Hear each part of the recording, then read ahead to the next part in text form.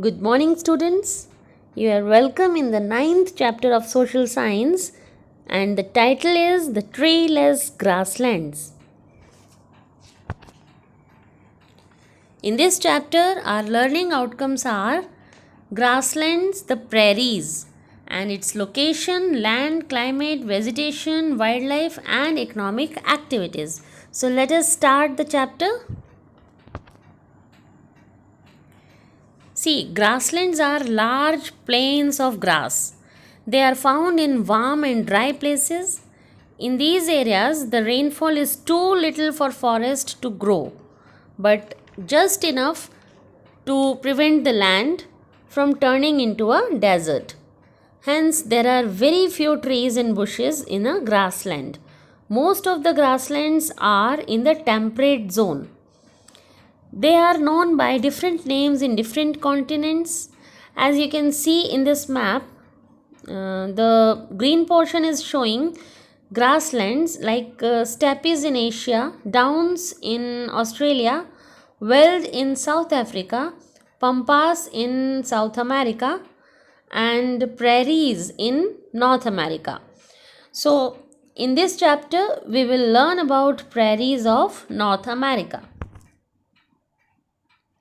See, the prairies are a vast stretch of gently sloping temperate grasslands in North America. Prairie is a French word which means grassland.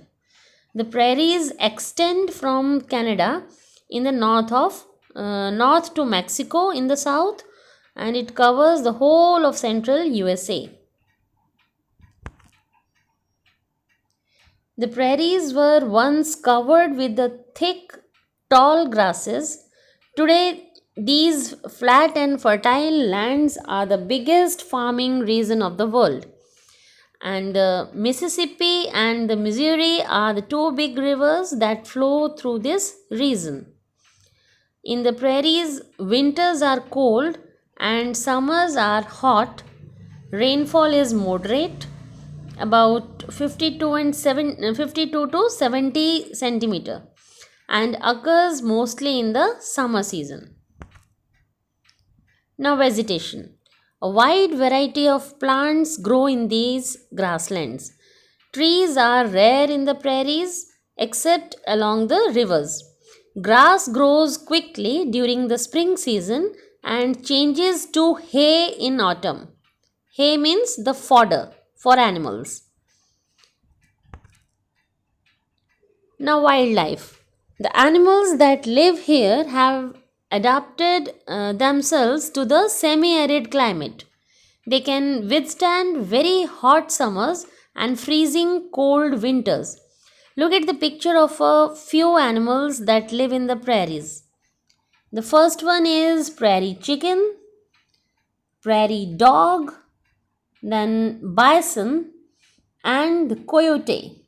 These are the few wildlife in this prairie region. Now, economic activities. The prairies are intensively cultivated. Corn means maize is cultivated in the eastern part and the wheat in the central part. Cattle is reared in the western part.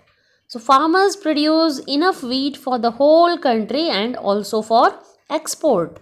That is why the prairies are called the wheat basket of the world. Other crops grown here are barley, rye, oats, lentil, mustard, peas, and beans. The prairies also have meat packing factories, dairy farms, and flour mills. Many minerals are found here. Lignite coal, mineral oil, and natural gas are mined in large quantities in this region. Gold, silver, and potash are also mined here. The availability of these minerals has led to the development of ore crushing factories and oil refineries. An extensive network of roads, railways, and canals in the region, coupled with industries, have made the prairies one of the most industrialized reasons in the world. Now, life of the people. European settlers converted these huge grasslands into farmlands. An average farm here is spread over thousands of acres. Farmers live with their families on the farms, and some workers or helpers also live on the farms. And homesteads are built for the farmers' families and for the workers.